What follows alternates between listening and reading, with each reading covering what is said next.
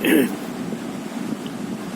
mission of this was to improve quality education in the field of higher education. With this mission in view, an international network of quality assurance agency in higher education was started in 1991. At the time of start, there was only 8 members. Today, the total membership exceeds 300 members. Professional accreditation has become more important as more higher education institutes delivering programs in different modes enter the market. This quality assurance community with shared interest, a common language and an understanding of how things are done with regard to very specific field of work.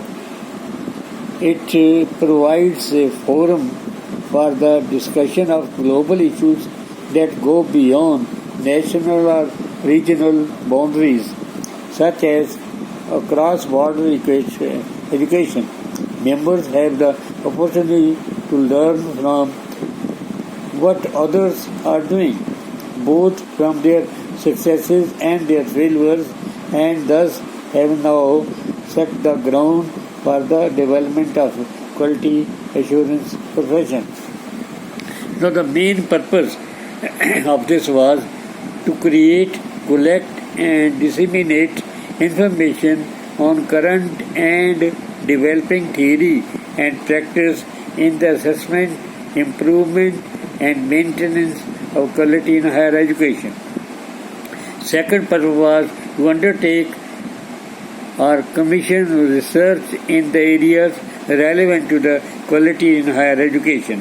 Third purpose was to express the collective views for its members on matters relevant to quality in higher education through contacts with international bodies and by other means.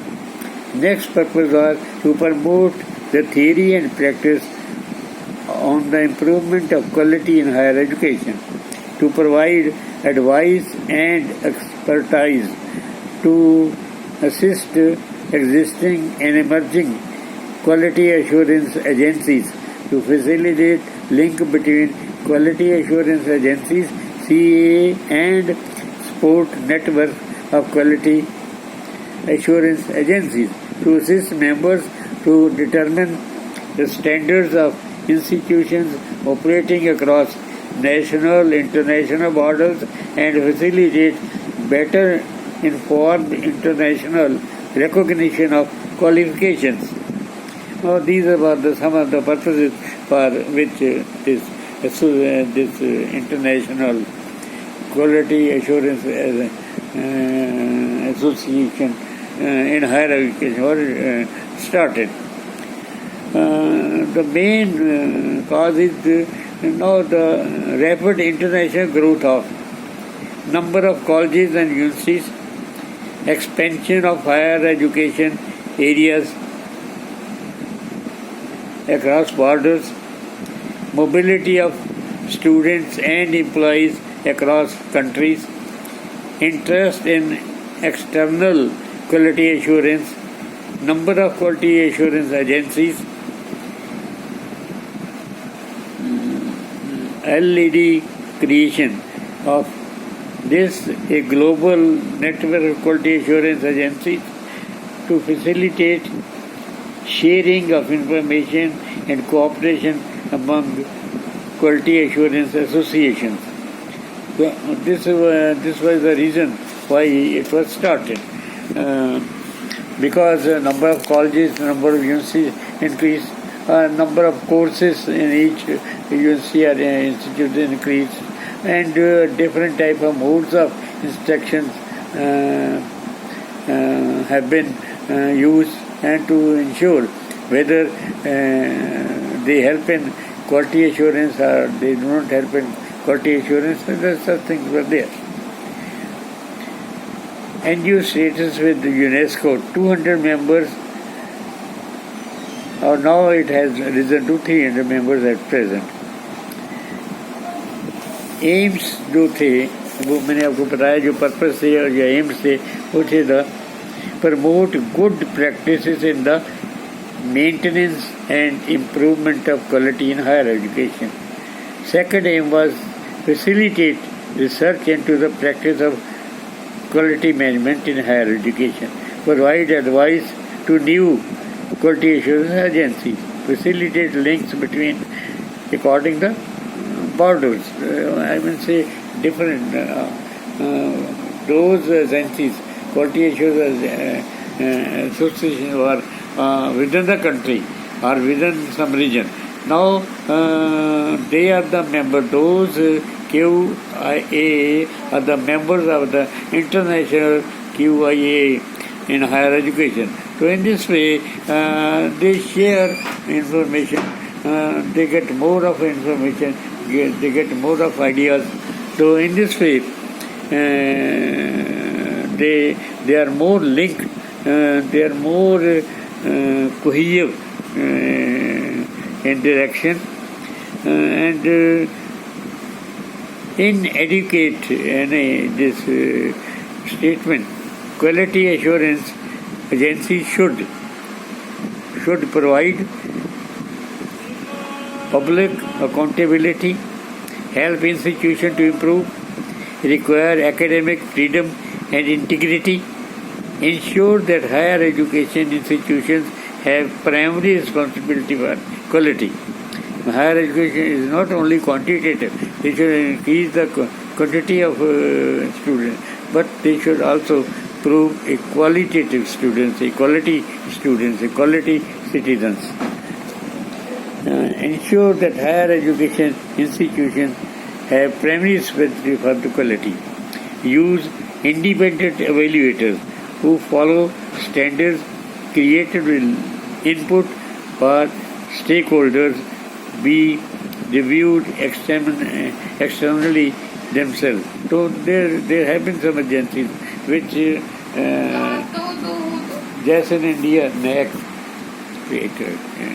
Just in India NAC is there. NAC is there to assess, and other qualities associations are also there. ISO hai, different countries with different names. These agencies are there which assess the quality of the higher education institutions, and they grade them according to this is a 5-star institution, this is a 4-star or 3-star or 2-star or 3-star or plus A or plus B or B or C minus C, etc. So these type of things are going on. Agencies can apply the recognition of this international body that may meet these guidelines. Section 1, the agency. Governance of the QAA, resources, quality assurance of the QAA, reporting public information. Then section 1 to ये agencies. Section 2 है institutions of higher education and the QAA. The relationship between the QAA and higher education institutions. The QAA requirements for institutional or program performance. The QAA is a requirement for institutional self-evaluation and reporting to the QAA. Section 3, QAA review of institutions. The QAA evaluation of the institution or program. Decisions, then appeals. Section 4, external activities.